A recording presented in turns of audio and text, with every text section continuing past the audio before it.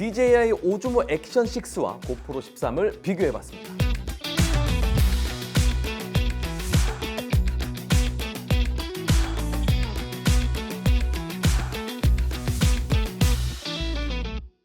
자, 여러분 반갑습니다. 저 매년 이제 액션캠 리뷰를 하고 있는데 2025년 현 시점에 액션캠에 얼마나 큰 발전이 있었는지 궁금하기도 하고요. 26년에는 어떤 액션캠을 써야 될지 고민이 되더라고요. 그래서 이번 리뷰는 액션캠의 대명사라 불렸던 고프로 13과 DJI 오즈모 액션 6를 비교해 보겠습니다. 고프로가 13번째 시리즈로 안정성을 좀 다졌다면 DJI는 물리적 한계를 깨버리는 업그레이드로 돌아왔습니다. 그게 뭐냐? 바로 1.1인치 대형 센서와 액션캠 최초로 가변 조리개가 사용됐습니다. 과연 이 두 가지의 변화가 액션캠에서의 영상을 어떻게 바꿀까요? 제가 약 10일 정도 사용한 후기를 보여드릴게요. 일단 이제 센서 크기가 차이가 나죠. 고프로는 1.9분의 1인치 센서, 액션 6는 1.1분의 1인치 센서입니다. 이제 확실히 센서가 크니까 저조도에서 좋은 결과물을 보여주는 게 액션 6입니다. 자, 이게 바로 저조도에서 촬영한 영상인데요. 둘이 차이가 꽤 많이 나죠. 이게 액션 6 센서가 커서 그냥 촬영해도 차이가 꽤 많이 납니다.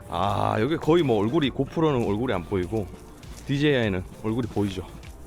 여기 아파트 숫자 몇 동인지도 보이는데 고프로는 숫자가 안 보이죠. 근데 액션 6에서는 슈퍼나이트 야간 모드가 있습니다. 고프로 13에 따로 야간 모드가 없죠. 액션 6 저조도 대박입니다, 진짜.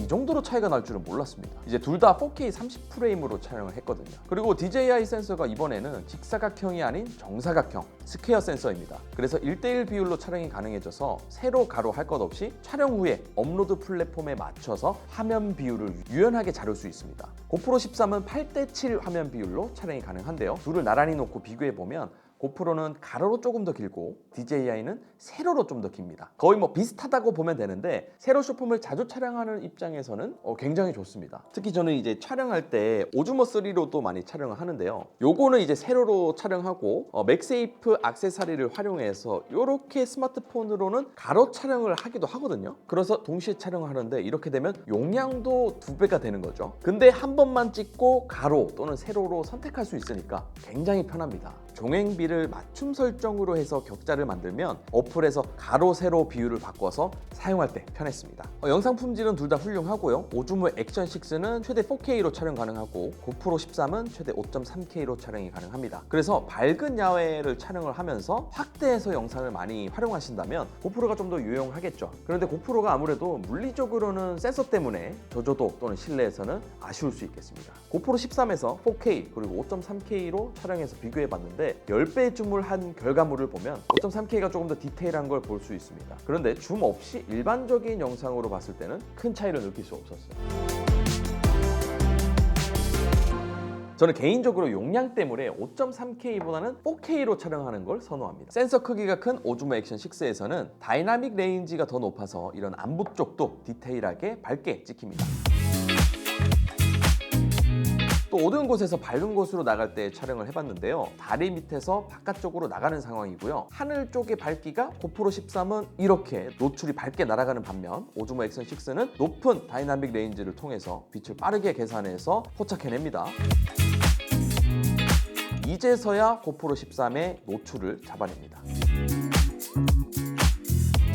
자, 그리고 오즈모 액션 6에서는 액션캠 최초로 가변 조리개가 적용됐습니다. 보통의 액션캠의 조리개 값은 고정이거든요. 고프로도 역시 고정입니다. f2.5인데 이 액션 6의 가변 조리개 값은 f2에서 f4로 이렇게 바뀌면서 촬영을 할 수 있습니다. 여기 제가 렌즈를 확대해서 촬영을 해봤는데 이렇게 조리개가 바뀌는 걸 확인할 수 있습니다. 조리개를 f2.0으로 바꾸면 피사체 심도 표현이 가능하죠. 액션캠으로 촬영했을 때 이렇게 뒤쪽에 배경이 흐릿해지니까 또 느낌이 색달랐고 더 시네마틱해집니다. 두 액션캠 모두 매크로 렌즈를 장착을 하면 근접 촬영도 가능합니다. 최소 거리는 둘 다 11cm 매크로 촬영이 가능하고요.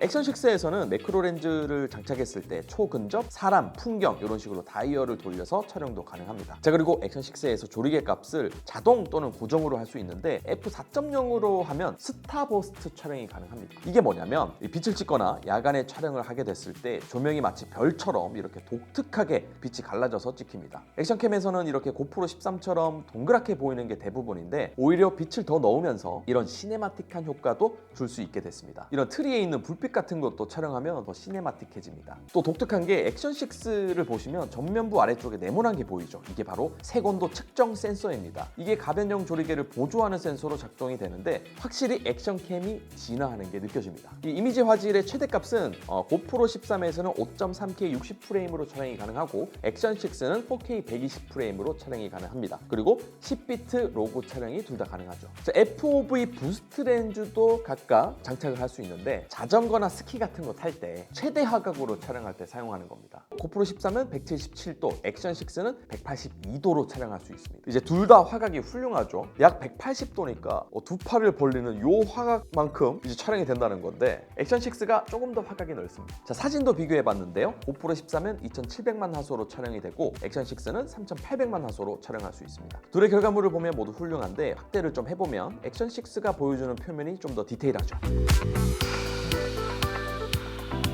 고프로는 전체적으로 강한 샤프닝을 보여주고 DJI는 자연스러운 디테일을 살려줍니다. 사진은 취향 차이가 있을 수 있겠습니다.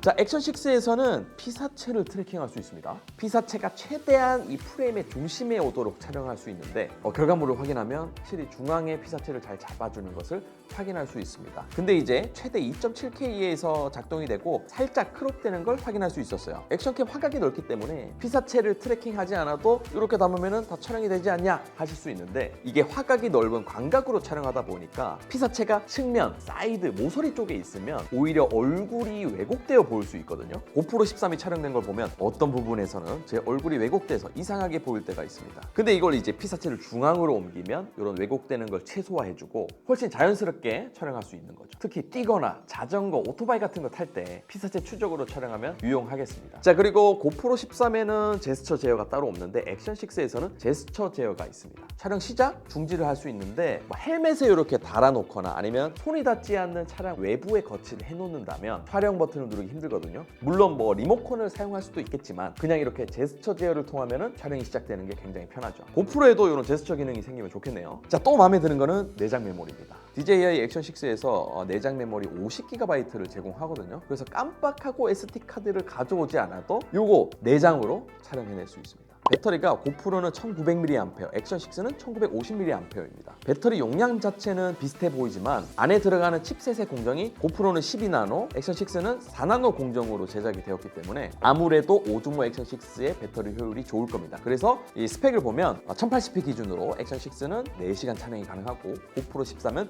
2시간 반 촬영이 가능합니다. 4K 30프레임으로도 촬영 시간을 테스트해봤는데요. 화면 밝기 50, 자동 화면 끄기 5분으로 설정했습니다. 고프로는 97분 만에 꺼졌고요. 액션 6는 157분 만에 꺼졌습니다.